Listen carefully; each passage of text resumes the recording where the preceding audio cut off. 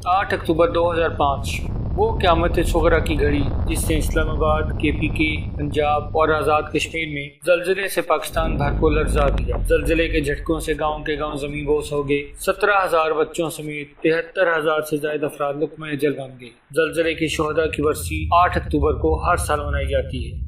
7.6 Richter scale के ज़लज़ले से इस्लामाबाद में मार्बला टावर मुनहदम हो गया और आबादों को शदीद नुकसान पहुंचा, जबकि आज़ाद कश्मीर और मानसहरा में भी बड़े पैमाने पर तबाही हुई। इस हौलनाक ज़लज़ले की वजह से 28 लाख अफराद बेघर हो गए। अक्टूबर 2005 से नवंबर 2006 तक पाक फौज का रिलीफ एंड रेस्क्यू ऑपरेशन आलमी सतह पर सराहा गया।